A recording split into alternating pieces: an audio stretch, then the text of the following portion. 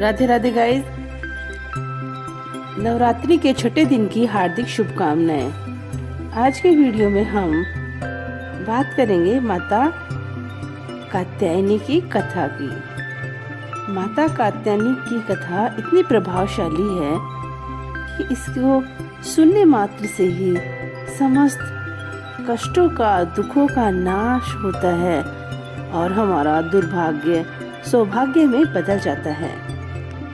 एक बार की बात है, कात्यायन नाम के ऋषि थे। उनकी इच्छा थी कि वे माँ भगवती को पुत्री रूप में प्राप्त करें, इसलिए उन्होंने बहुत घोर तपस्या की।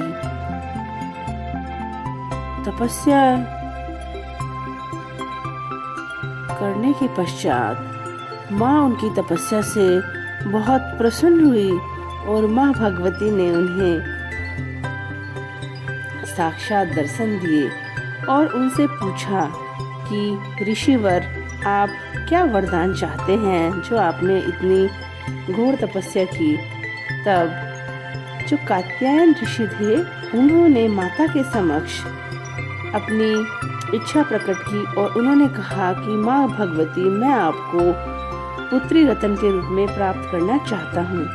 तब माता ने उनको वचन दिया कि मैं आपके घर पुत्री के रूप में जन्म लूंगी। तब माता ने उनके घर पुत्री रूप में जन्म लिया। तब उन्होंने सप्तमी, अष्टमी और नवमी तिथि को माता कात्यायनी की विशेष पूजा अर्चना की और माता कात्यायनी का नाम कात्यायनी भी इसलिए पड़ा क्योंकि उन्होंने कात्यायन ऋषि के यहाँ जन्म लिया था। और माता का जन्म इसलिए हुआ था कि एक महिषासुर नाम का असुर था। उसने तीनों लोकों में बहुत प्रलय हाहाकार मचा रखा था, बहुत अत्याचारी था वह। और महिषासुर का वध करने के लिए ही माता कात्यायनी का जन्म हुआ था। और त्रिदेव अर्थात ब्रह्मा, विष्णु, महेश के तेज से माता कात्यायनी का जन्म हुआ था।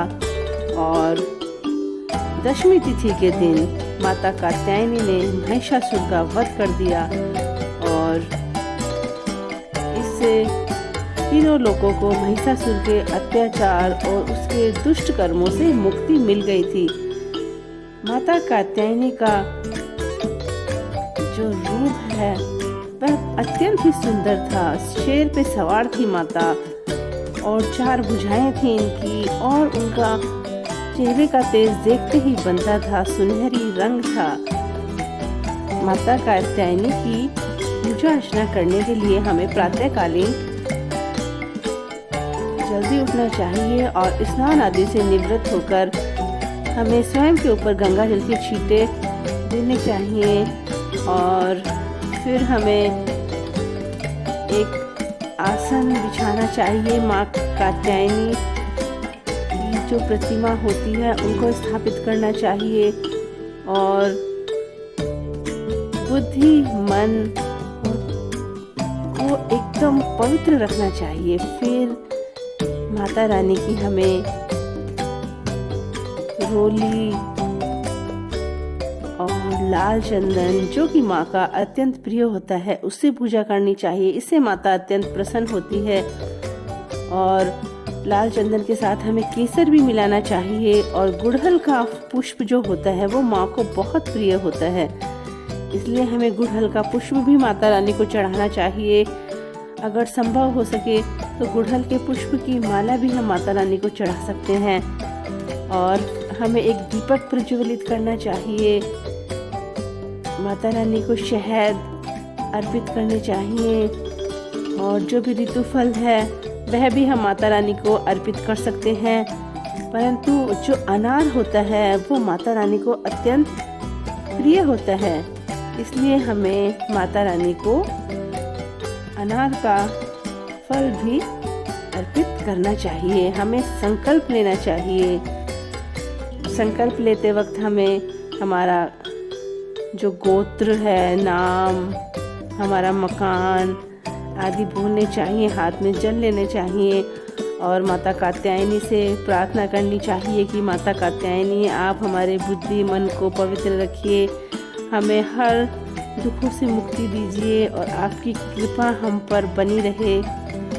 ऐसी माता रानी से प्रार्थना करनी चाहिए। फिर हमें जल छोड़ देना चाहिए और फिर हमें प्रेम पूर्वक माता रानी की आरती करनी चाहिए, माता रानी के मंत्रों का जाप करना चाहिए और फिर हमें माता रानी से अंत में क्षमा याचना करनी चाहिए। कहते हैं कोई भी पूजन हम करते हैं तो हमें क्षमा याचना ज़रूर करनी चाहिए।